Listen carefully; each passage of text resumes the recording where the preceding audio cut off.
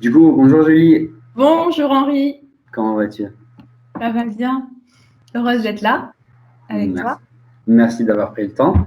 Je fais une petite intro, mais je vais te laisser te faire ta propre présentation. Mais en tout cas, ce que j'aimerais bien dire, c'est que c'est la première fois que je fais ça. Et j'ai hâte de voir comment ça va sortir. Donc, essaie de donner tout ce que tu as, dis des choses comme elles sont. Il y a pas de tabou, il n'y a rien. Et l'objectif, c'est qu'on fasse une conversation comme on a déjà eu l'occasion de faire plein de fois. Je te laisse la parole. Ça marche. Alors, merci à toi Henri, merci à toi. Me présenter. Donc moi, je suis professeure depuis 2007. Je suppose que si tu m'interroges, c'est que j'ai jamais cessé de me poser des questions sur le monde qui m'entoure et sur ma place dans ce monde. Ouais, en effet. Aujourd'hui, donc, je suis toujours professeure, mais différemment, puisque j'enseigne en ligne. En fait, j'ai créé mon activité récemment. Je suis aujourd'hui professeure donc en ligne pour des enfants, des adultes, des francophones et des non francophones. Ok. Euh, j'ai eu un parcours un petit peu particulier puisque donc depuis 2007, j'ai pas mal voyagé parce que la vie m'a permis de le faire. Et que j'ai écouté ces appels-là. Donc, j'ai enseigné d'abord, donc après mon année de stage que j'ai passé à Bordeaux, donc juste après mon concours, j'ai été mutée en banlieue parisienne. Et donc, j'ai passé 8 ans en banlieue parisienne, euh, tout près du 93. Et dans un premier temps, j'ai été remplaçante, donc ça m'a permis de voir plusieurs établissements. Et finalement, j'ai été mutée dans un établissement qui au départ était ZEP, pas pour longtemps, mais qui au départ était ZEP. Et j'en suis partie quand j'ai obtenu ma mutation en Nouvelle-Calédonie. En Nouvelle-Calédonie, j'y ai passé 4 ans. C'était une volonté de partir ou c'était Euh, par chance Si c'était trop perso, c'est pas grave. Hein.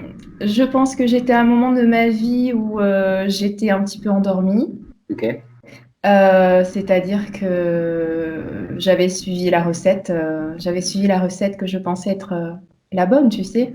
Mhm. Euh, Ouais. Avoir une carrière, avoir une maison, avoir un joli mariage, avoir des enfants. Je pensais être à un point d'aboutissement, tu vois. J'avais tout ça, mais je pense que j'avais oublié d'être. Et, euh, euh, et c'est pour ça, je pense que la vie m'a bousculée à ce moment-là.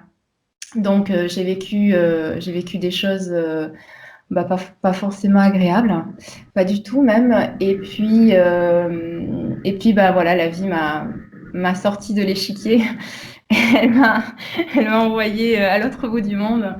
Et puis, comment ça s'est passé? J'ai quand même demandé la mutation. C'était un coup de poker parce que tout le monde me disait, tu sais, là-bas, il y a très peu de gens qui y vont quand même. Hein. C'est un tout petit confetti au milieu du Pacifique. Il y a quand même très peu de chance. Donc, j'ai joué, quoi. Ouais. Sauf que c'est là-bas que la vie me voulait. Et je l'ai compris après, parce qu'au départ, voilà, j'avais pas bien compris pourquoi j'étais là-bas encore. Et puis bon, la justesse et la richesse de ce que j'ai vécu là-bas m'a permis de comprendre qu'il n'y a pas de hasard. Ouais. Et que même quand tu as l'impression que ta vie s'effondre et que tu ne maîtrises plus rien, eh bien, l'univers prend soin de toi quand même. Et on trouve du sens. Du coup, en fait, si on entre un peu plus précisément par rapport à un sujet qui m'intéresse encore plus, ce que tu fais sur Insta avec ton blog et toute la partie nouvelle éducation. Ça m'intéresse de savoir comment tu as eu cette idée, pourquoi tu as décidé de prendre, c'est pas forcément un virage, mais de parler de ce sujet qui est forcément, qui touche à plein de monde, mais que personne n'en parle, quoi. Donc, comment ça a démarré? Pourquoi tu as pris la décision d'écrire, de parler et d'interroger les gens par rapport à ce sujet? Alors, je crois que c'est bon, c'est un moment de mon chemin. J'ai eu l'appel, quoi. Enfin, si tu veux, j'appelle comme ça, tu vois, cette voix à l'intérieur de moi qui est bien plus grande que moi, de me dire, bon, bah, je pense que, voilà, même si la vie t'a pris, mais elle t'a beaucoup donné aussi, et je pense que c'est important à un moment donné de rendre, Oui. mais sans prétention aucune. C'est juste, j'ai perçu des choses. J'ai perçu des choses, notamment dans le système éducatif, puisque j'y suis restée quand même depuis 2007. Hein, j'en suis là actuellement. Je roule pour moi. Je suis indépendante, mais j'ai eu l'occasion et la chance de voir beaucoup de ce système et des choses qui m'ont intimement entamée, qui ne m'ont pas plu du tout. Même si j'ai vécu des expériences extraordinaires hein, avec mes élèves, autant en banlieue parisienne qu'à Nouméa. Donc en fait, ce qui s'est passé, c'est qu'à un moment, voilà, je me suis dit j'étais amenée à me positionner parce que voilà, j'ai voulu sortir de ce système qui ne me convenait plus et j'ai voulu aussi en fait ce qui m'anime le plus c'est de libérer en fait les enfants du carcan dans lequel on les y a mis c'est parce que voilà moi ça fait depuis le début que je le perçois et même en tant qu'enfant. En tant qu'enfant, c'était un système qui m'intéressait, mais je n'avais pas les mots, j'avais pas forcément, étant donné que tout le monde des adultes cautionnait et validait à 100% ce système, je ne me sentais pas le droit de l'invalider. Oui. Quand je me suis trouvée professeur, voilà, acteur de ce système ou actrice, j'ai été voilà, dans la position très inconfortable de finalement faire des choses que je trouvais absolument justes, être dans voilà, un enseignement n'était pas forcément qui n'était pas forcément comment te dire dans les clous, c'est-à-dire dans les programmes, etc. Et pour moi, c'était une compromission que je ne voulais plus dans ma vie. Je ne voulais plus être dans la compromission. J'avais besoin d'être dans la congruence, dans l'alignement et dans la vérité de mon être, en fait. Parce que je ne voulais plus raboter mes côtés comme j'avais fait toute ma vie. C'était plus possible, en fait. C'est ça qui s'est passé pour moi. C'est qu'à un moment, on va dire, voilà, durant une première partie de vie, je n'ai fait que me fondre dans le moule qui m'était imparti ou que je croyais être le mien. Et finalement, je me suis rendu compte que c'était pas quelque chose qui me collait à la peau et c'était quelque chose qui m'entamait profondément. Et aujourd'hui, et depuis quelques années, j'ai senti que je n'avais plus à raboter mes côtés, ou plutôt que j'en avais plus ni l'envie ni la capacité, que j'avais besoin d'être moi. Et tant pis, d'une certaine façon, si ça doit gêner quelqu'un, en fait. Parce que j'ai la conviction qu'on a tous notre place, en fait, peu importe, tu vois, comme un merveilleux puzzle, quoi. C'est-à-dire que moi, si j'ai une boursouflure à droite, eh bien, c'est OK, parce qu'à côté de moi, j'aurai, tu vois, une pièce merveilleuse qui va s'emboîter parfaitement. Elle aura une boursouflure à gauche, tu vois ce que je veux dire? Enfin, ou un trou à gauche. Accepter nos différences, en fait. Exactement, de vibrer sa couleur, en fait. Parce qu'on a une couleur propre qui est la nôtre. Ce qui se passe, c'est que actuellement, ce que j'ai pu observer, c'est que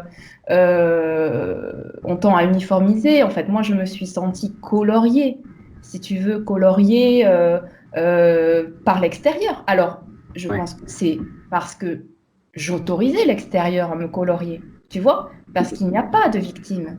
Mais durant toute une partie de vie, c'est l'extérieur qui me coloriait. C'était mes parents, c'était l'école, c'était la société, c'était les dictates que j'intégrais parfaitement. Donc c'est, si tu veux, il n'y a pas de, il y a pas de, il y a pas de méchant dans l'histoire. C'est juste que moi-même, j'étais cette personne qui acceptait d'être coloriée de l'extérieur.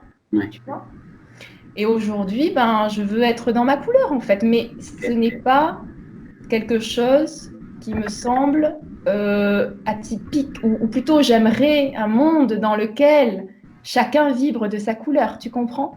Que Bien tu sûr, bien sûr. sois indigo, rose, jaune ou violet, merveilleux. Tu vois ce que je veux dire? Que chacun puisse vibrer sa Mettre ça propre comme une couleur. différence. Ouais. Exactement, parce qu'on forme une mosaïque extraordinaire et parfaite, en fait, j'ai envie de dire. Mais à force de contrôle, à force tu vois, j'allais dire oppression, c'est peut-être, mais d'une certaine façon, c'est ce que j'ai vécu à la fois dans mon enfance Ouais. et à la fois dans mon premier parcours professionnel. Mais C'est-à-dire, voilà, c'est une souvent interdiction. ces attentes des autres personnes qui sont en quelque sorte en prison, dans lequel on est obligé de répondre, etc. Pas forcément à ressembler, mais à faire ce que les autres attendent de nous, quoi. Et donc, ouais, j'en comprends, là, c'est correct. Et je pense pas que tu es forcément la seule, en fait, mais Ah oui, c'est sûr, j'en suis convaincue. ok. Mais du coup, si tu étais en train de parler de ça, mais si on parle plus concrètement aujourd'hui sur qu'est-ce qui va pas dans le système actuel, en fait, sans peut-être parler de personnes ou je sais pas, des ministres ou machin, mais dans le système éducatif, on sait que ça prépare plus les gens au monde du demain, ça prépare personne à une innovation, à être créatif, etc. Mais qu'est-ce qui va pas et qu'est-ce qu'on peut faire? Alors, bon, moi, je vais te donner, voilà, ce que je ressens intimement.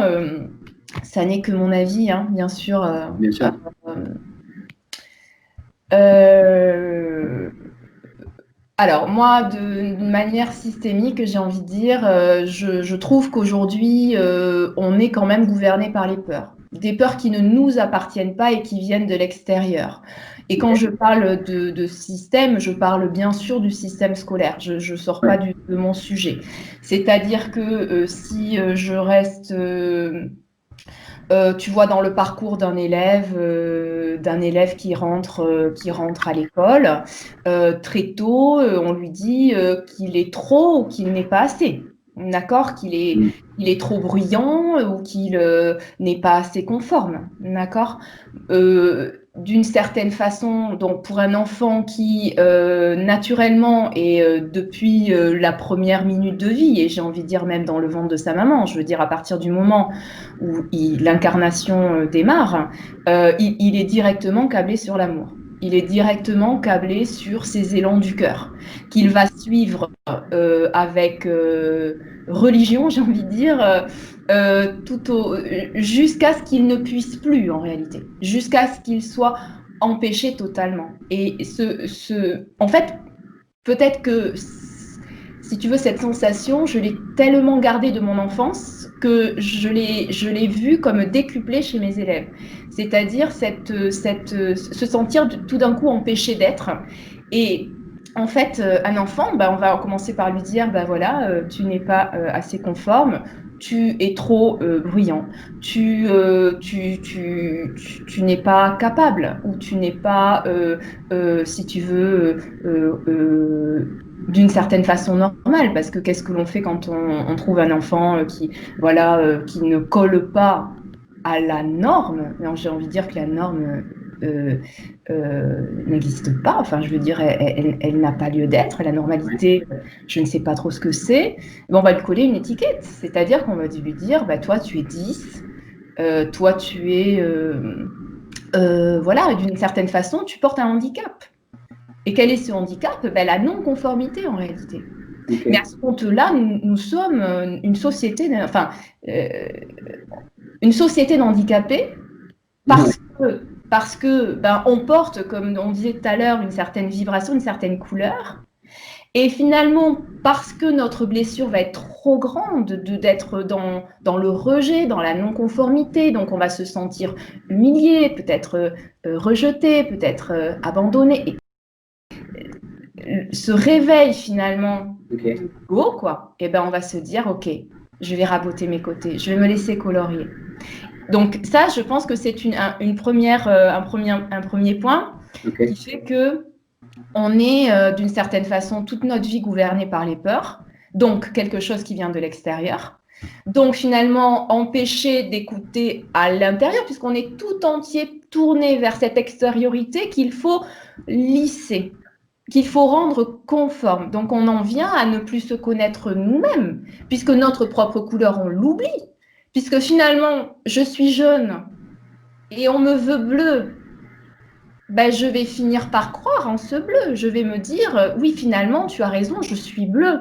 Mais oui, regarde au fond de moi, je suis bleu, regarde mon sang, regarde ceci, regarde cela, bien sûr que je suis bleu. Voilà, et la peur va faire que je vais oublier mon jaune. Je vais oublier mon jaune. Et d'une certaine façon, je trouve que là démarre l'errance. C'est-à-dire une certaine forme de désespérance. Parce qu'à partir du moment où tu oublies quelle est ta vibration, quelle est ta couleur, tu te coupes d'un élément fondamental qui est le bonheur. En effet.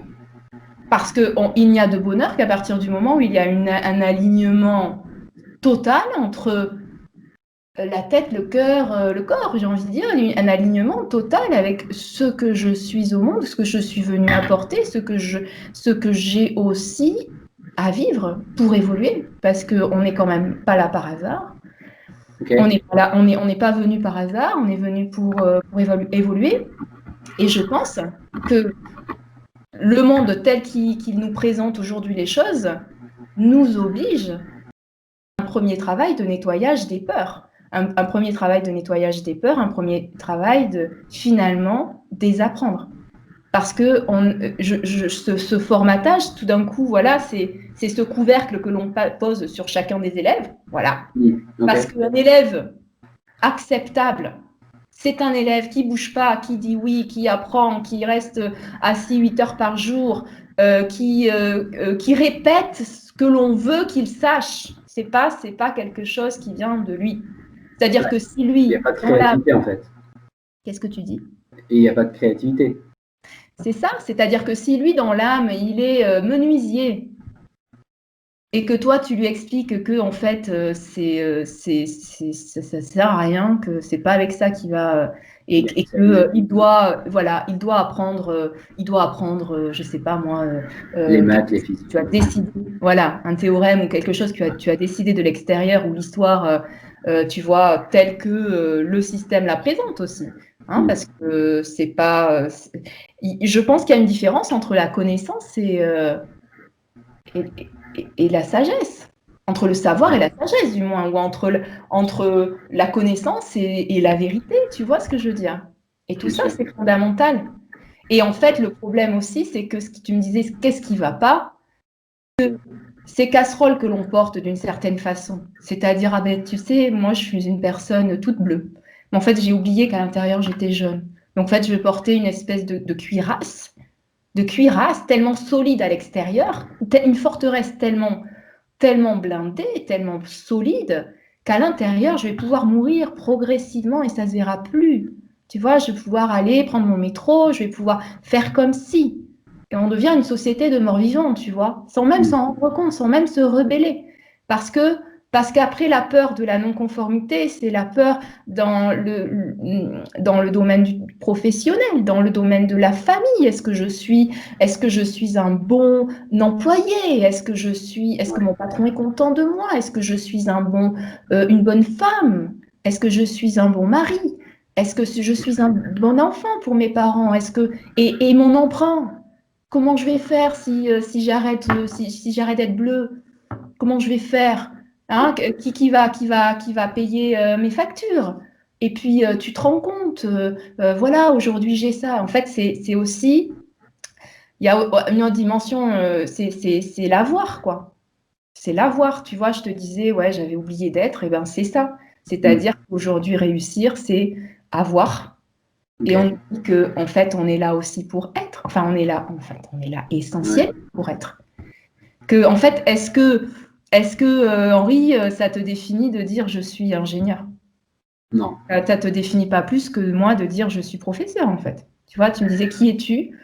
Je t'ai dit je suis professeur, mais est-ce qu'à Ouais. est-ce qu'à un moment on ose tomber le masque? Tu vois, à quel moment on ose dire euh, bah, je suis jeune, je suis voilà un cœur, tu vois, une expérience. Il y a une expérience d'une âme qui est venue évoluer et je suis là en train d'apprendre. Je suis dans l'exercice de cette âme qui apprend. Je suis là comme une élève qui apprend la vie, qui apprend. Tu vois, aujourd'hui, je fais une interview avec toi, c'est la première fois. J'apprends. Tu vois ce que je veux dire? Et de Des se dire, expériences. ben voilà, moi, je suis ingénieur, je suis professeur. Mais, et au fond, quand on a enlevé toutes les couches de l'oignon, quand on a enlevé toute la cuirasse, Tu es ben qui? en fait, c'est ça que l'on va emporter. Et si c'est vide, eh ben, c'est fort dommage. Tu Ouais. comprends? Bien sûr. Ok. Parce que le but ultime, c'est quand même le bonheur. Et le bonheur, il ne se nourrit que de l'intérieur. C'est comme la liberté, c'est ce que je postais il n'y a pas longtemps. C'est comme la liberté, en fait. Tout se construit de l'intérieur et jamais de l'extérieur. C'est une illusion totale. C'est une errance monumentale. Et donc, quand tu attends de l'extérieur que l'extérieur te remplisse, mais l'extérieur ne fera que glisser sur toi. Ouais.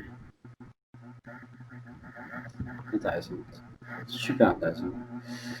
Euh, je reprends, je reprends un proverbe que tu as partagé, justement, tu viens de parler d'Instagram en fait. C'est exactement en relation avec ce que tu viens de dire en plus. Donc, la mise en concurrence crée la peur de l'extérieur, la mise en confiance permet l'écoute du génie de l'intérieur, enfin du génie intérieur. Déjà, Ouais. est-ce que c'est à toi ce proverbe ou c'est à quelqu'un? Il est à moi, enfin. Et à toi? Ouais, Ça, c'est c'est mon bébé. génial. C'est mon bébé. C'est ouf, hein. Ah, mais je Je suis pense contente que ça te plaise. il est très bien dit. Déjà, qu'est-ce que tu veux dire? Juste pour savoir si j'ai bien compris ce que tu voulais dire par là. Comment tu l'expliques en quelques mots en soi? En fait, ce que j'ai voulu dire, c'est que si tu veux, la concurrence, c'est l'illusion de la séparation.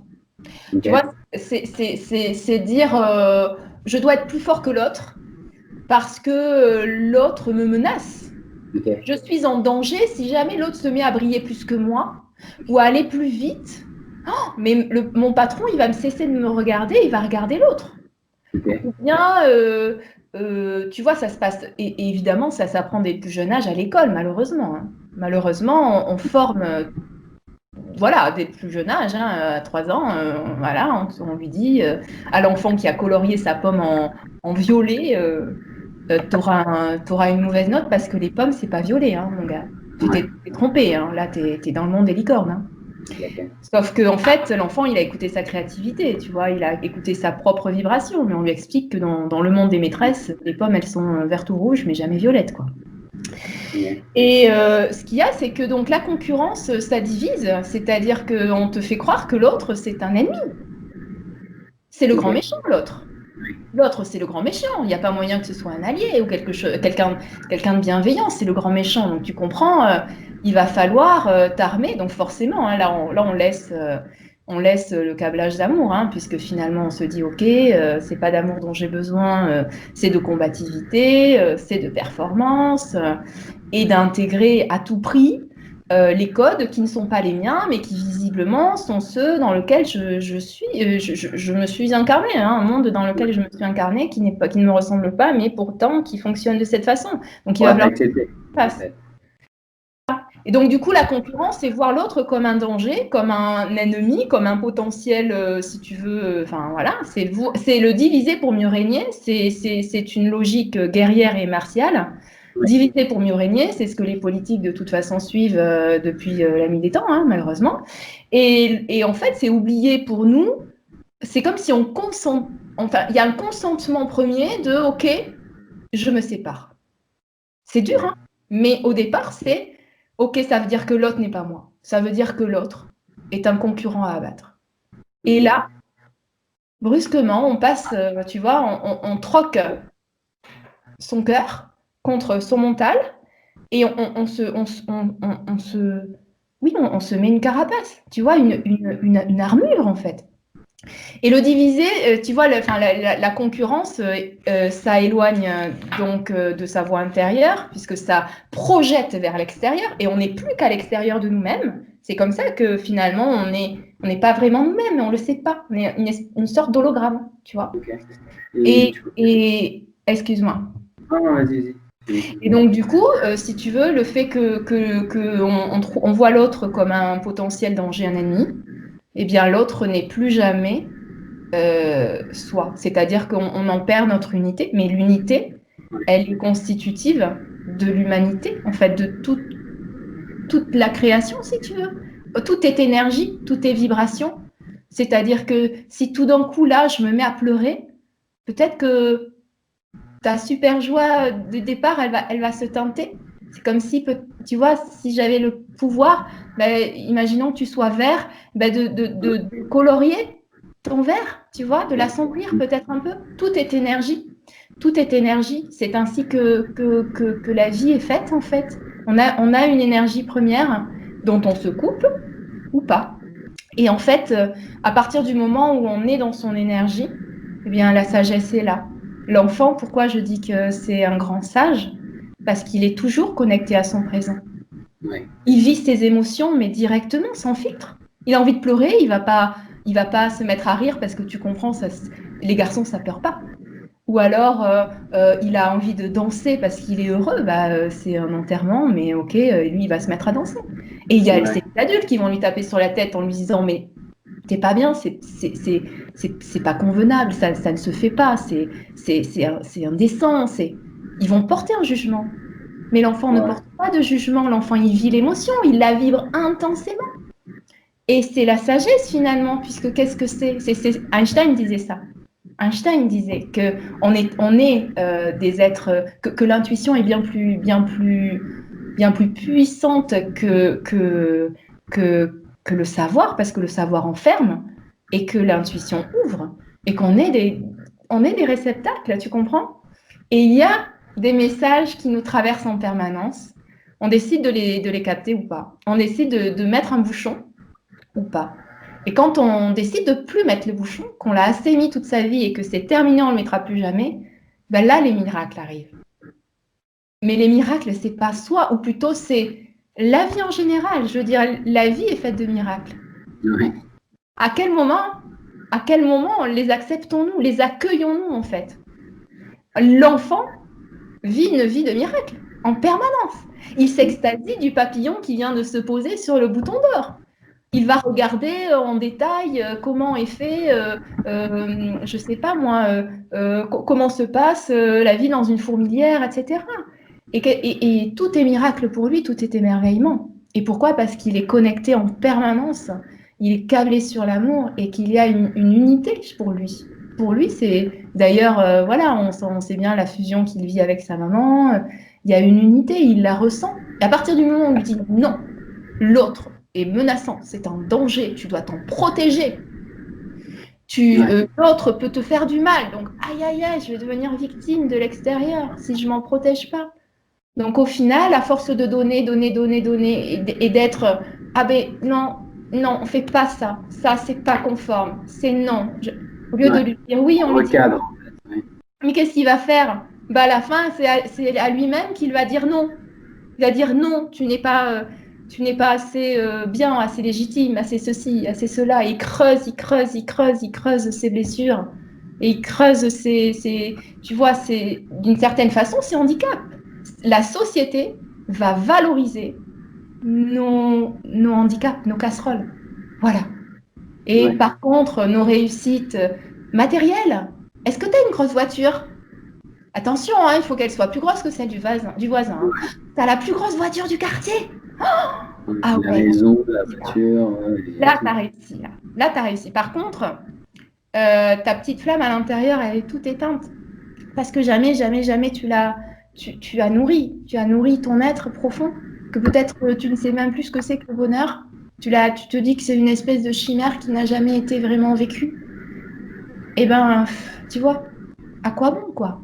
Parce qu'en ouais, fait, quand tu vas rouler au volant de ta voiture, parce qu'à la limite, si tu roulais au volant de ta voiture, de ta super voiture, mais que tu étais l'homme le plus heureux du monde, le plus épanoui, le plus, tu vois, qui a un rire pur et un cœur ouvert, mais merveilleux.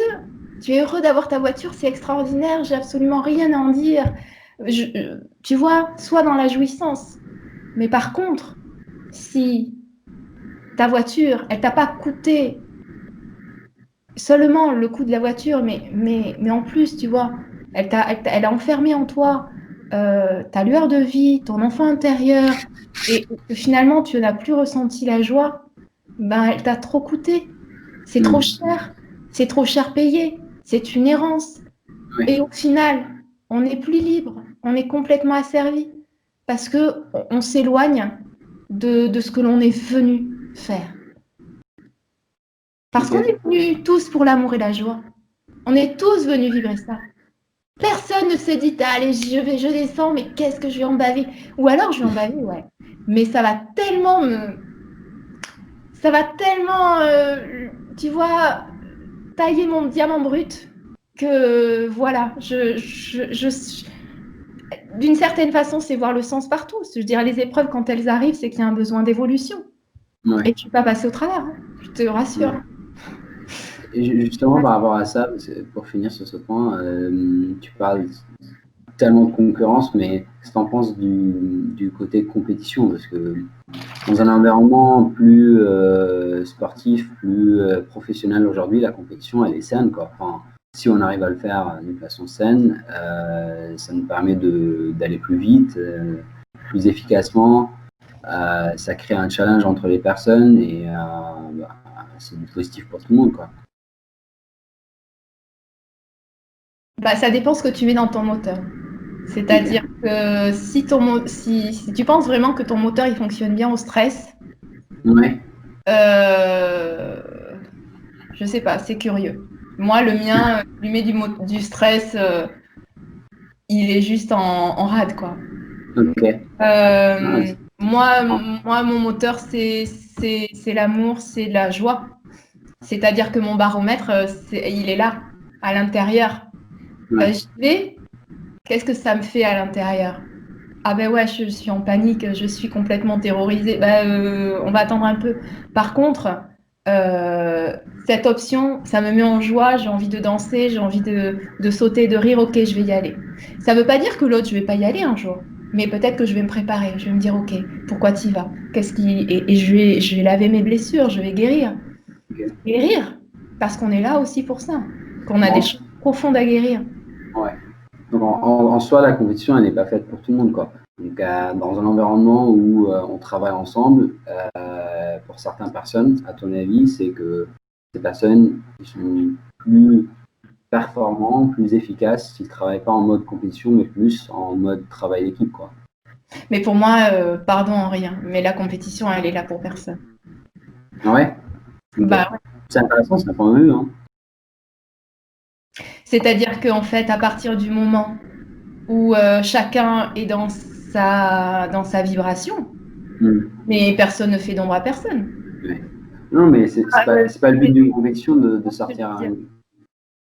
Pardon? quand t'es vert et que moi je suis jaune, tu vas Ouais. pas te dire ah là là, quel joli jaune. Mais non, en fait, toi, tu vas être là à soigner ton vert. Tu vois ce que je veux dire? Hmm. Et par contre, si toi t'es, je sais pas moi, charpentier et que moi je cultive des légumes, tu vas venir réparer mon toit et je vais te donner à manger, quoi. Tu Ouais. vois ce que je veux dire? C'est chacun a son talent à, à construire. Et il y a de la place pour tous les talents. moi, je pense fondamentalement qu'un métier s'invente. Il ne s'apprend pas. Pourquoi il s'invente? À partir du moment où tu nais pour être médecin, artiste, et puis peut-être 1000 autres métiers que je ne connais pas encore, mais tu es formé pour. Tu viens avec des savoirs millénaires. Pourquoi Mozart, à 4 ans, il avait jamais vu un piano la première fois qu'il s'y est mis, on l'en a plus décollé? Est-ce que tu as envie d'arrêter ça en lui disant enfin, tu crois pas que c'est l'heure de ta leçon de géométrie? Ouais. Le problème, c'est ça. Tu en parlais de ça et c'est un proverbe aussi que j'ai noté. Détournerions nous Mozart de son piano pour lui enseigner le théorème de Thalès. C'est assez fort. Enfin, c'est le tien aussi. Bah ouais.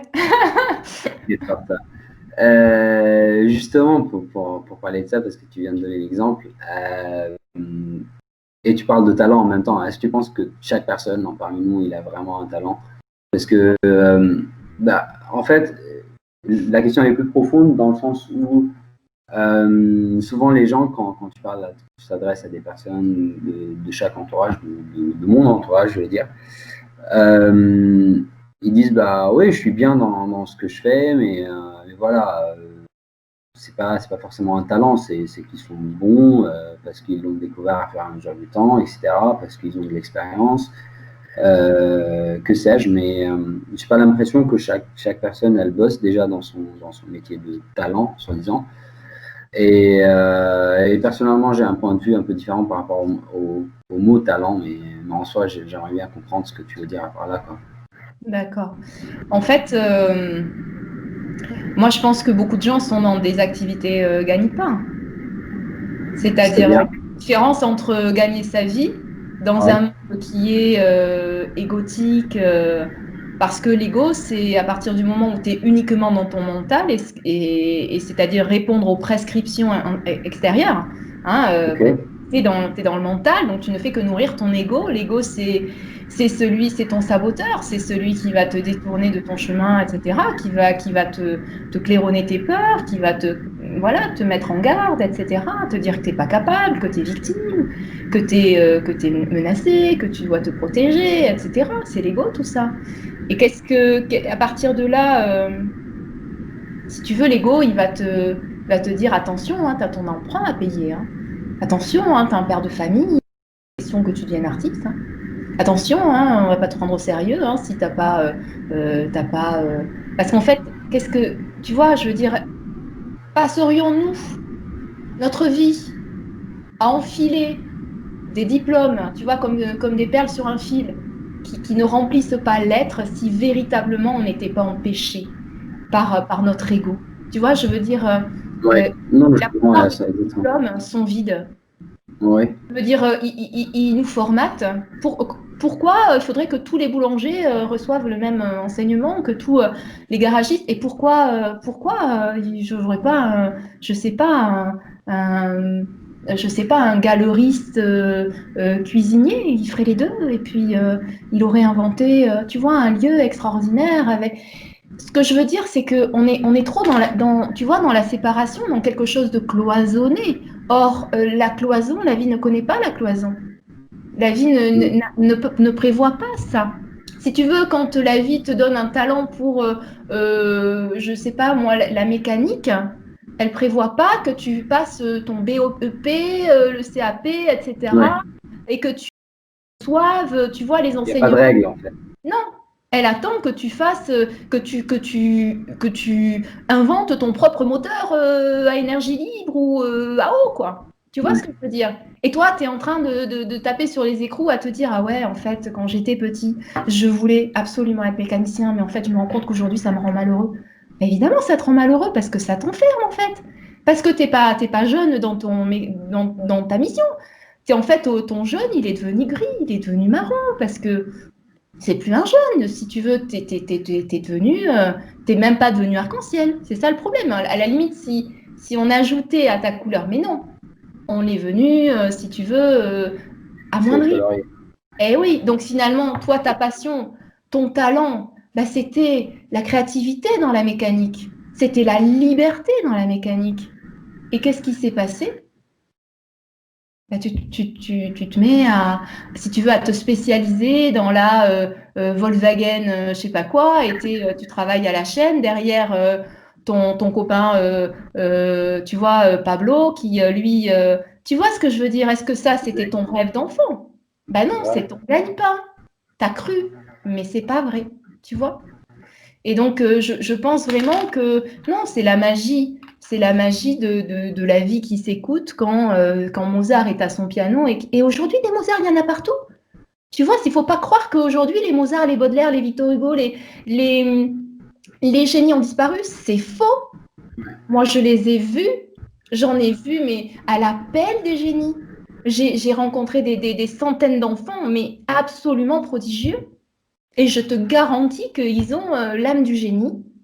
Sauf qu'ils sont tellement, absolument convaincus qu'ils sont incapables, complètement, tu vois, hors course, quoi. Hors course, parce que tu comprends, leur bonheur, il est dans la danse, mais manque de chance, il faut aller cultiver le chant. Là, je te parle des élèves Kanak de Nouvelle-Calédonie. Tu vois ce que je veux dire? Et donc, quoi? Ben, il y a des dictates familiaux, scolaires, et puis tu vas quand même pas devenir danseur. Qu'est-ce que tu feras? Danseur, ça sert à rien, hein. Ça sert à rien. Et donc, tu te convaincs que finalement, bah, t'es inutile. On est Donc, forcément, influencé ça depuis devient. jeune âge, manipulé, voire. On est influencé. Je t'entends pas trop bien, Henri. Ah, pardon. On est manipulé depuis un jeune âge, quoi. Bah, oui, bah, tu sais, l'école au départ, c'était du formatage, hein. Il fallait que les enfants, tu vois. Et puis là, bon, il faut que d'une certaine façon, il faille se rouler le système. On fait rouler le système comment actuellement? Ben, par la docilité. Il ne s'agit pas de commencer à, je sais pas, hein, tu vois, quand on est dans une usine ou quand on est dans une entreprise, etc., il faut dire oui, quoi. Oui, ok, exécute, Ouais, parti, c'est tu vois. trop, quoi. Et tout d'un coup, on a envie bah, de rayonner sa propre couleur. Non, mais t'es pas bien. Non, mais attends, dans cette entreprise, on est blanc, hein. On n'est pas jaune, hein. Tu t'es cru où? Tu t'es cru où? Donc, deux possibilités. Soit tu deviens blanc, illico, soit tu vois la porte. Bah, et pour toi. Du coup, Voilà. c'est quoi ton conseil pour, que ce soit pour les jeunes, mais aussi pour les adultes aujourd'hui? En tout cas, si je comprends bien, c'est que pour toi, chacun a un talent, mais qu'on ne l'a pas découvert ou on ne le suit pas parce qu'on voulait suivre un peu qui a été écrit pour nous ou destiné ou on a été même influencé vers quelque chose qui nous plaît un peu moins. Et du coup, c'est quoi ton conseil pour que les personnes arrivent à trouver ce qui leur plaît vraiment dans la vie et plus intéressant à jeune âge quand on est vraiment influencé par la société, par les parents, par l'éducation, etc. Comment on arrive à garder cette ligne droite vers ce qui nous plaît, quoi, vraiment. En fait, c'est partir de l'intérieur. Parce que, Ok. si tu veux, quand tu as la prescription de t'extérioriser tout le temps, d'être dans le mental, etc., donc c'est ça qui te coupe de ta voix intérieure. Mais je pense en plus qu'avec les énergies que l'on traverse actuellement, cette voix intérieure, elle vous rattrape à peu près tout le monde, en tout cas une grande partie des gens actuellement. Ce sont ces rêves que l'on n'écoute pas. Ce sont tu sais, c'est ce cœur qui chatouille. Oui. C'est tiens, j'avais un désir, j'avais un rêve. Mais bon, tu vois, allez, je laisse tomber. La vie, elle doit être dure, hein. Et puis, je dois me sacrifier quand même un peu pour mériter. Parce que si c'est pas dur, je mérite pas. Tu vois, ce sont ces fausses croyances, ce sont ces, ces- oui, ce sont des croyances erronées, mais finalement qui ont été tellement validées par, tu sais, l'imbrication des systèmes, finalement, qui nous enferment là, comme une espèce de... On est, tu sais, c'est Pierre Rabhi qui disait, on est dans une boîte, puis dans une boîte, puis dans une boîte, on va travailler dans sa boîte, on se met dans une boîte pour voyager, c'est la voiture, et puis finalement on repart, on est dans sa boîte, on est dans le cercueil, tu vois, enfin on est dans une boîte, une boîte, une boîte. Ben voilà, c'est l'image de l'enfermement, mais finalement, autant, ben finalement on a laissé faire, c'est-à-dire quand on prend conscience, parce que le vrai secret c'est la conscience, quand, et le vrai miracle en fait c'est la conscience, quand tout d'un coup tu prends conscience que tu es ce petit grain, tu vois, que tu as laissé assombrir et qui est finalement mais enfermé dans une myriade de boîtes. Mais la conscience, c'est le début de ta liberté, en fait. Début de ta liberté, parce que tu te rends compte qu'en fait, ces boîtes, elles ont une ouverture. Tu sais, c'est l'image de l'oiseau avec la cage ouverte. Tu es tellement habitué à ces boîtes que d'une certaine façon, tu arrives à te convaincre qu'elles étaient confortables. Et tu en as oublié la vie paradisiaque qui était offerte et qui suffit juste que tu t'autorises, c'est-à-dire aussi que tu t'aimes suffisamment d'un amour inconditionnel. Ce serait formidable. Un amour tellement fort que tu t'autorises à sortir de tes boîtes une à une. Et en fait, j'ai envie de dire qu'actuellement, les énergies sont tellement puissantes que si c'est pas toi qui le fais, tes boîtes, elles vont être pulvérisées. Ouais. Et pourquoi? Parce que d'une certaine façon, c'est ce que je te disais au départ. Moi, la vie, elle m'a mis un gros coup de pied au derrière, quoi. La vie, elle m'a dit, mais t'as cru que tu pouvais dormir, là? T'as cru que t'étais arrivé? Et je pense qu'actuellement, enfin, en tout cas, dans les témoignages que je reçois, parmi mes élèves, parmi toutes mes connaissances et mes amis, actuellement, qu'est-ce qui se passe? Mais les gens, ils sont mis à nu. Et pourquoi? Mais pour le réveil, quoi. Pour l'évolution, parce qu'on a oublié qu'on avait un pacte. On avait un pacte. Et qu'on ne peut pas aujourd'hui s'oublier à ce point et dire, ok, tiens, je te donne les clés de mon être. Je m'en remets entièrement à toi. Qu'est-ce que c'est, ça? C'est-à-dire qu'en fait, tu renonces à ta liberté, tu renonces à ton bonheur, tu renonces même à ta mission et à la réalisation de ton être. Mais la vie n'est pas d'accord. Et c'est elle qui est bien plus puissante. Parce qu'il y a quelque chose de bien plus grand que le petit contrôle de l'ego, que la petite illusion de gouverner sa vie et de tout vouloir maîtriser. Mais c'est pas vrai, c'est une illusion, c'est un fantasme. Alors que quand tu te laisses aller, finalement, le libre arbitre, c'est ni plus ni moins une acceptation de ton chemin d'âme. Mais il n'y a pas de réel moyen de bifurquer à droite si ton âme, elle avait prévu d'aller tout droit. Tu vois ce que je veux dire? Et donc, ta vie te rappelle tôt ou tard, d'une façon confortable ou pas, parce que moins tu écoutes, et plus tu es dans la résistance, et plus elle tape fort. Et c'est de l'amour en réalité, parce qu'au bout du bout, tu dis merci. Au bout du bout, moi, je dis merci pour toutes les épreuves que j'ai traversées. Et pour 1000 fois, j'ai cru mourir. Et tu vois pourquoi? Pourquoi cela? Mais simplement pour l'évolution, pour que je puisse être en face de toi aujourd'hui et te dire, mais ça vaut le coup. Ouais. Mais pense, c'est tellement merveilleux. Et juste de se sentir être ce petit grain de sable porté par le vent, juste être ce petit colibri qui fait sa part, humblement, et simplement avec la conscience que le vent est plus grand que lui, que le vent est plus fort, et qu'il ne va pas se mettre à déployer, tu vois, à se croire cerf-volant ou à se croire avion à réaction. Il est ce petit grain de sable, mais associé à tous les autres, eh ben, il forme un paysage merveilleux, tu vois. Et cette mosaïque, on la forme. Et c'est ça qui fait notre grandeur, et c'est ça qui fait notre beauté, et c'est ça qui fait notre talent. C'est ça qui fait que le monde abondant, harmonieux, uni, il est possible, il est là, il est à notre porte. Mais est-ce qu'on va accepter de porter encore, ou plutôt, combien de temps allons-nous accepter de porter tous ces carcans et d'être enfermés, comme le souhaite le système, et beaucoup de systèmes s'ignorent. Hein. Je veux dire, il y a tout un tas de systèmes qui ne font que perdurer ce qui s'est fait avant, sauf que la vie n'est que mouvement. Hein. Quand on ne respecte pas cette évolution, on sclérose le vivant. Hein. La vie est mouvement. La vie, c'est une des grandes lois de l'univers. Et je pense qu'il n'y a pas de sagesse sans connaissance des grandes lois de l'univers, tu vois. Comment on crée sa vie, comment on manifeste ses désirs. C'est-à-dire qu'à partir du moment où véritablement tu t'es lavé des peurs, de l'ego, des blessures, et bien là, enfin, tu peux devenir créateur et jouir vraiment de ta pleine souveraineté. C'est-à-dire créer ta vie. C'est-à-dire dire, OK, bah aujourd'hui, je décide de ne plus accepter que les autres me colorient ou que le système me colorie, je vais briller ma propre couleur. Peut-être que ça va déplaire au début.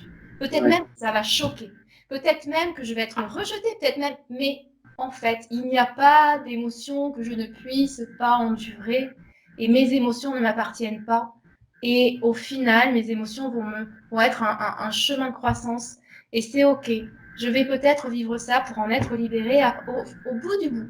Je vais pouvoir créer ma vie. Créer sa vie. Ce que c'est on vit nos croyances et nos pensées créent notre réalité.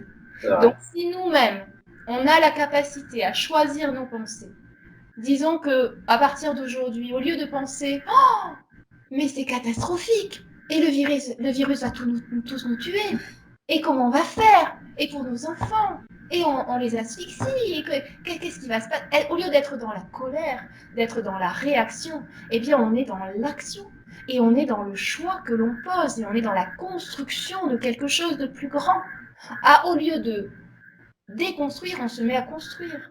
C'est-à-dire qu'au lieu de penser « Ah, tiens, tu sais qu'à BFM TV, ils ont dit qu'on allait tous mourir demain. » Et au lieu de valider ça, tu as le choix et tu as même la liberté et je dirais même le devoir en tant qu'être incarné qui construit et de nourrir des pensées d'amour, des pensées d'abondance, des pensées de paix et pacifier ton être. C'est la confiance, la paix, la sérénité, l'amour qui construisent. Tout le reste, la peur notamment, elle détruit. Elle ne fait que détruire.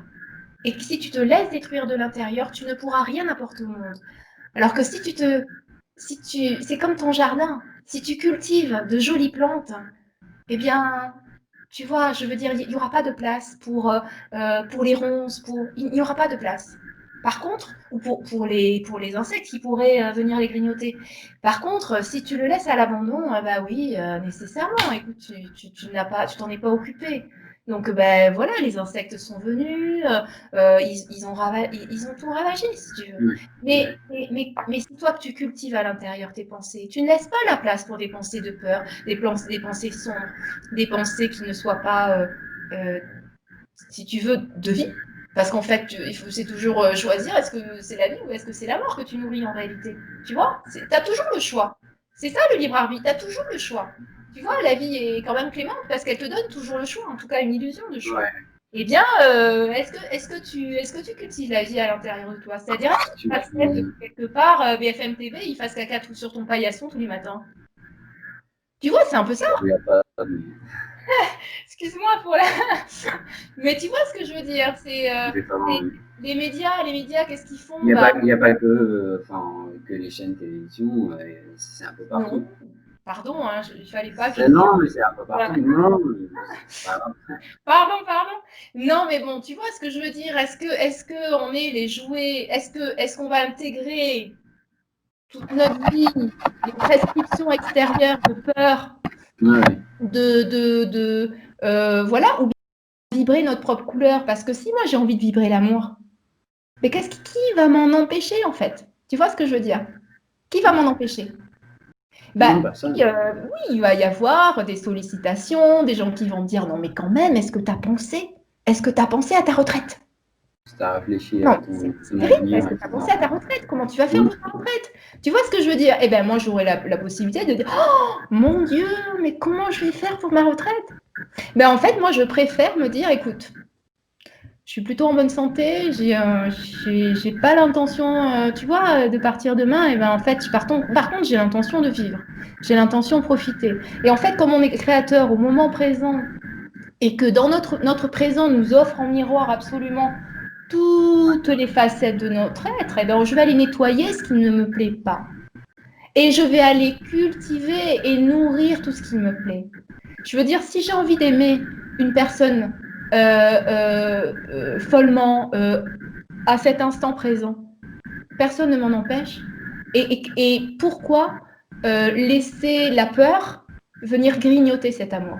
Pourquoi laisser la peur venir entamer ma confiance? Parce que en fait, mon abondance, je ne pourrais la créer que si, actuellement, je suis en gratitude pour tout ce que j'ai. Et c'est comme ça que j'ai fait. C'est du vécu. Je peux te l'assurer, c'est du vécu. C'est-à-dire que ça fait quelques années, depuis que l'univers a tapé fort sur ma tête, que j'expérimente tout ça. Et qu'aujourd'hui, je peux t'en parler en te disant fonce, quoi. Je te promets que c'est du vécu. Et à un moment, quand tu comprends ça, ben oui, c'est un sentiment de liberté et un sentiment de gratitude immense parce qu'en fait, tu te rends compte que la vie t'aime, que oui, il y a une intelligence immense qui est à l'œuvre et que on a à d'une certaine façon être cet enfant qui est là et qui admire et qui passe des heures à contempler la nature. Pourquoi on n'est pas chaque jour en train de remercier tout ce qui nous est donné au lieu de pleurer parce que tu comprends, le voisin, il a acheté une plus grosse voiture que la mienne. Eh bien, remercie, tu as une voiture en fait. Tu vois, tu as un toit, tu as un lit douillet, tu as quelque chose à manger, tu as une eau pure à boire, tu as des gens à aimer. Ouais. Et en fait, au lieu, tu vois, quand tu vis à Paris, dans le métro boulot dodo, tu as des enfants, tu as un mari, et puis tu oublies. Tu oublies que d'une certaine façon, mais t'es nanti. Parce que tu as de quoi manger, parce que tu vois, parce que les ravages de l'ego n'ont pas encore entamé cette portion de globe sur laquelle tu as eu la chance de naître. Et il n'y a pas la guerre, il n'y a pas. Et pourquoi on ne remercie pas? Pourquoi on n'est pas tellement, tu vois, dans la gratitude? Et en fait, si on l'était, ben, il n'y aurait pas la place pour le manque d'abondance.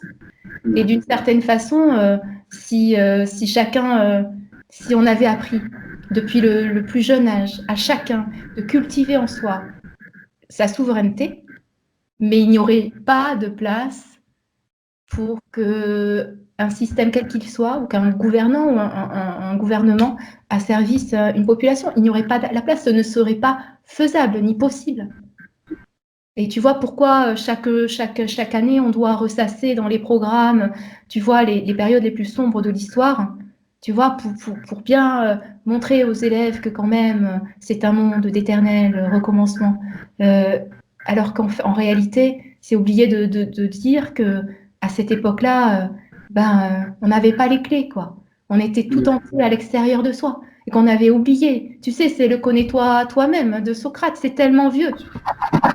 C'est tellement vieux, les anciens nous ont donné tellement de pistes et on est comme ça et on ne veut pas les voir. Tu vois, c'est comme les astrologues. De tout temps, les hommes ont levé les yeux vers le ciel et ont demandé de l'aide. Et les astrologues, ils ont, tu vois, avec la lecture de la carte du ciel, etc., ils ont des facteurs d'évolution personnelle extraordinaires. Mais on interdit, on empêche les élèves d'accéder à ce type d'aide, pour moi, qui sont extrêmement lumineuses et extrêmement porteuses. Tu comprends? Et pourquoi?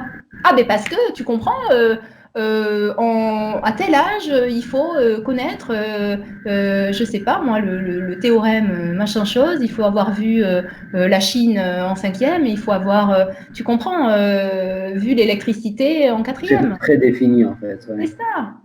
Mais si un enfant il a envie d'étudier l'astrologie parce que ça le passionne et qu'il a compris que grâce à ça, il y a tout un tas de gens qui se révèlent à eux-mêmes, eh bien on va lui dire non mais t'es pas bien, le monde n'a pas besoin de rêveurs comme toi.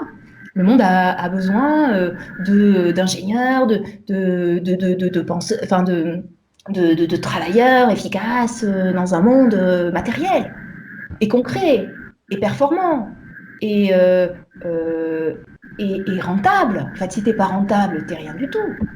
Voilà. Et ça, ce sont des croyances qui amoindrissent évidemment énormément un être. qui s'enferment en fait, et volontairement, c'est la servitude volontaire. Ouais. C'est ça qui est très bien vu d'une certaine façon. C'est très très bien vu, c'est très très bien vu. Parce que personne ne lâcherait pour rien au monde, tu vois, sa super voiture, tu vois, et tant pis si ça pollue, je veux dire, et d'une certaine façon, comme on est dans l'illusion qu'on est tous séparés, bon bah écoute, si c'est l'autre qui a un cancer du poumon, tu vois ce que je veux dire. Et c'est ça qui est terrible. C'est ça qui est terrible. Parce qu'en réalité, on n'est qu'un seul corps, quoi. Et on s'ignore. On n'est qu'un seul corps. Je veux dire que si ça va mal de l'autre côté de la planète, c'est qu'il y a quelque chose qui cloche en nous, d'une certaine façon. Parce que si on est des cœurs, quoi. Je veux dire, s'il y a un enfant qui meurt à l'autre bout de la planète, pourquoi mon cœur ne saigne pas? Enfin, je veux dire, je ne suis pas en train de dire qu'il faut être dans l'empathie, etc. Parce que non. Hein, plus il y aura de gens qui brilleront, vraiment, je ne suis pas en train de dire ça. Mais soyons ouais, des cœurs ouverts, quoi. Parce que vraiment, je pense que la sagesse vient du cœur. Et je suis pas, tu vois, je veux dire, Einstein l'a dit, tu vas pas me dire, Einstein, c'était pas non plus un doux rêveur qui a été, tu vois, il n'était pas perché, Einstein. c'est c'est quand même incroyable que des vérités comme Ouais. ça aient été étalées au plus, tu vois, aux En yeux de effet, tous ouais. et ignorées si longtemps. Elles sont enfin, tu vois, je veux dire, tu dis à quelqu'un dans le monde de l'enseignement, ah bah tu sais, ce serait bien de lire la carte du ciel de cet élève pour savoir vers quoi l'orienter, mais on te rit au nez. T'imagines? Mais non, on va aller ouvrir son dossier scolaire, on va aller voir s'il est apte ou C'est pas, net. Ouais. tu vois? Et donc, Du coup, justement, c'est quoi ta vision, du coup, enfin, c'est l'une des questions que tu poses par rapport à l'éducation, c'est quoi ta vision de l'éducation de demain, du coup? Je te pose la question que toi, tu poses aux jeunes. oui, je vois. Je vois. Écoute, moi, c'est vrai que pour l'instant, mon but, c'est seulement, voilà, d'aider et puis et de m'aider. Je veux dire d'être dans cette dynamique commune, voilà, d'évolution. Et l'éducation, c'est mon domaine de prédilection parce que fondamentalement, j'aime les enfants et fondamentalement, j'aime l'humain et que bien sûr que nos enfants, euh, c'est le monde de demain. Nos enfants, c'est le monde de demain. Donc, ne serait-ce que pour ça, on leur doit, je sais pas. Moi, en tout cas, je ressens d'une certaine façon le devoir de leur ouvrir la voie parce qu'ils vont changer le monde, c'est une certitude. Bien sûr que ce monde archaïque ne tient plus. On le perçoit aujourd'hui. Ça ne marche plus, quoi. Donc, nos enfants vont bâtir un nouveau monde et j'ai envie de les aider à ma mesure, comme je le peux, de leur ouvrir la voie, comme bien d'autres personnes le font, hein, comme moi. Mais moi, si effectivement créer une école nouvelle, ça me plairait, mais qui ne serait absolument pas, qui serait en rien comparable avec ce qui existe aujourd'hui, puisque aujourd'hui, voilà, c'est un système, en tout cas qui, qui ne m'appelle pas et voilà, qui ne fait pas écho en moi. Mais je ne veux pas être voilà, je suis pas là pour déconstruire. Je suis construire. Et ce qu'il y a, c'est que voilà, j'aimerais un système effectivement qui prenne en compte l'élève dans sa globalité, pas seulement un Ok, cerveau, pas seulement une tête à farcir en fait, ok. mais un cœur, une sensibilité, des aspirations.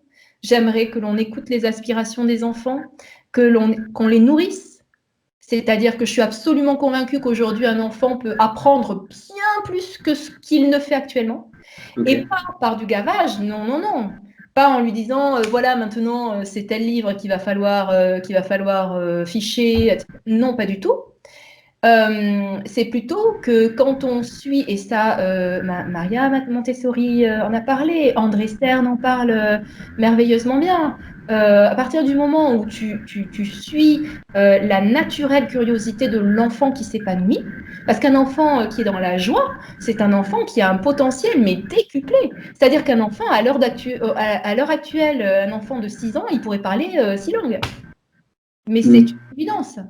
Et nous, on attend, ah non, non, non, la première langue vivante, c'est uniquement en sixième, hein, tu te rends pas compte, on peut pas surcharger ça. Oui, non, mais attends, je veux dire, les connexions neuronales dans l'esprit d'un enfant, elles sont infinies, elles sont d'une puissance inouïe. Et par un formatage, finalement, on enferme et on tue un potentiel. Je pense qu'un enfant donc, a un potentiel inné et infini, illimité, mais encore faut-il qu'il soit dans le plaisir. Parce qu'à partir du moment où il suit ses aspirations, il est nécessairement dans le bonheur et dans le plaisir, qui est une notion totalement absente de notre société d'aujourd'hui. On est dans une société tu vois, dans laquelle le plaisir dans le travail, ça n'existe pas. Le travail, c'est nécessairement quelque chose de... Tu vois? Voilà. Ça existe. Ouais, bah écoute, j'aimerais bien le voir davantage. Mais bon... Et du coup, je pense qu'un enfant pourrait, dans sa joie, suivre ses aspirations. Et j'aimerais pouvoir dire oui aux aspirations de chaque enfant. J'aimerais pouvoir finalement être dans l'absence de hiérarchie. Alors, c'est pas, tu sais, une espèce d'endroit sans foi ni loi. Non, non, non, pas du tout. C'est retrouver, à partir du moment où chacun retrouve son centre, son bien-être, son bonheur, mais il n'y a pas de nécessité d'être dans l'autorité, le rapport de force. On en revient à l'ego, on en revient à ce monde du mental, quoi. Mais si on n'y est plus, il n'y a aucune raison d'être dans un rapport de force. Le n'a pas lieu d'être. Encore une fois, c'est pas parce que j'ai plus d'années que mon enfant est un être inférieur. Tu vois, mon enfant peut être un maître incarné, tu vois ce que je veux dire? C'est une illusion de penser que nous sommes des corps, tu vois? Donc, les adultes n'ont pas à exercer une quelconque autorité, ils ont simplement à coopérer, à être pas coopérer, mais dans une forme tu vois, être dans une potentialisation, c'est-à-dire que l'adulte qui a l'expérience de tel outil, ben, il va montrer, il va enseigner, mais l'enfant, lui, va certainement ouvrir l'adulte à un champ, à une magie que l'adulte avait perdue, tu vois. Il va certainement, grâce à l'enfant, affiner ses savoir-faire, tu vois, parce que l'enfant va poser des questions, parce que l'enfant va s'étonner, parce que l'enfant... Donc, je veux dire, il n'y a pas de... Le maître est en chacun. Tu comprends? Le maître est en chacun à partir du moment où chacun suit son cœur. Et de toute façon, étant donné que tout est vibration, les personnes s'attirent au juste moment, au bon, si tu veux, dans la justesse. C'est-à-dire que quand un enfant a besoin de tel enseignement, et ben, il y a telle personne qui va venir dans son champ tu vois, qui va apparaître autour de lui, tu vois. Et on parle de miracle, mais bien sûr que c'est comme ça que ça se passe. Et tu vois, être dans la conscience de tout ça, eh bien, c'est, oui, je pense, de construire sa liberté. Et c'est ce que je souhaite pour les enfants.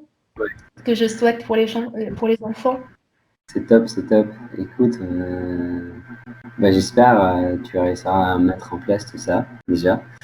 Merci pour ce partage. Merci. Je sais pas si tu veux ajouter quelque chose. Déjà, un mot de fin, je voulais garder ça à moins qu'1 heure, mais apparemment, on a pris un peu plus de temps.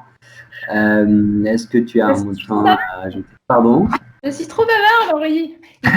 Mais c'est pas grave, 1 heure, c'est déjà bien. On a pris 10 minutes en plus. Donc, ouais, est-ce que tu voulais ajouter quelque chose à la fin? Bah, juste écoutons-nous. Souvent, notre cœur, en cette période de disette, c'est-à-dire en cette période où les peurs tentent de prendre le dessus, mais elles n'y arriveront pas. En tout cas, je le crois vraiment que voilà, on est dans l'ère du cœur et qu'on a besoin en fait de simplement assainir nos pensées, voilà, dans notre, dans notre lumière, dans notre potentiel et savoir que, eh bien, voilà, de très belles choses sont en cours et qu'il suffit de souffler. Tu sais, c'est le verre à moitié plein ou le verre à moitié Ouais, vide. Qu'est-ce qu'on choisit de regarder? Parce que quand tu changes tu transformes, tu sais, de manière alchimique, hein, quand tu transformes ton être à l'intérieur, ta vision change. Et qu'est-ce que tu vois? Bah, tu vois que le verre à moitié plein. Et tu t'extasies. Et c'est ça qui est merveilleux parce qu'en fait, on ne vit pas les mêmes réalités. Étant donné que les niveaux de conscience ne sont pas les mêmes, on ne vit pas les ouais, mêmes, sans du tout, enfin, je veux dire, il n'y a pas de hiérarchie, encore une fois, hein. Voilà, par exemple, tu as des lunettes bleues, j'ai des lunettes jaunes, et ben, je vais voir le jaune et tu vas voir il y a le... des couleurs. Tu vois ce que je veux dire? Mais du coup, ce qui est merveilleux, c'est que ta vision va enrichir la mienne. En C'est que effet. si vraiment tu ouvres ton cœur et que vraiment tu m'exposes ta vision et que tu me dis, mais regarde bien là, regarde mieux. Mais enfin, Julie, tu vois pas à tel endroit, regarde mieux. Il y a ça. Et ça, c'est merveilleux. Tu n'avais pas vu. Mais là, il y a un papillon, il y a une merveille. Mm. Regarde. Et donc, je vais finir par le voir parce que tu m'y auras invité. Et on devient de plus en plus voyant. On devient de plus en plus magique. Tu vois? Parce que la Ouais, magie est là. La magie est magnifique. là Ouais, dans ce spectre que finalement, nos différences nous offrent. Et si on se prive tout d'un coup des différences, ce que finalement les gouvernants voudraient, tellement uniformisé, qu'on soit, tu vois, parce que des petits carrés, c'est beaucoup plus facile à empiler, hein. Si tout d'un coup, il y a des losanges, des triangles, etc., mais quel bazar! C'est pas possible à gouverner. Alors que si on fait tu vois, c'est beaucoup plus simple. Mais d'une certaine façon, je crois qu'on a le devoir de dire non. ok. Non, non, personne ne rabotera ma couleur. Ça te plaît pas? J'en suis désolée. Mais en fait, la couleur qui est la mienne n'est pas là pour te faire du mal ou pour t'entamer. Si c'est le cas, c'est qu'il y a des blessures en toi. Tu vois ce que je veux dire? Et Ouais, ça, c'est merveilleux parce que à partir du moment où on voit le monde, non pas quelque chose qui attaque ou qui agresse, mais quelque chose qui enseigne. C'est-à-dire, ah, bah tiens, là, j'ai mal. Pourquoi j'ai mal? Ben, c'est parce que ça réveille ma blessure de rejet, nécessairement. Ah ouais, bon, ok, je pensais qu'elle était guérie, mais en fait, il faut que j'y revienne. Et merci, merci de m'avoir montré que en fait, je n'étais pas guérie, quoi. mm. Voilà. Et puis, dans quelques temps, je viendrai, tu vois, te remercier et te faire un câlin. Pourquoi? Parce que c'est tellement, tu vois, on est tellement dans un donner-recevoir permanent que, voilà, finalement, il y a pas de place pour la colère, il n'y a pas de place pour tout ça, tu vois. Ouais, ouais. C'est magnifique message pour finir, pour finir cette conversation, je pense. J'ai plus rien d'autre à ajouter. Je te remercie encore une fois et Merci, Henri, merci à toi. je te dis à très bientôt du coup. À très bientôt.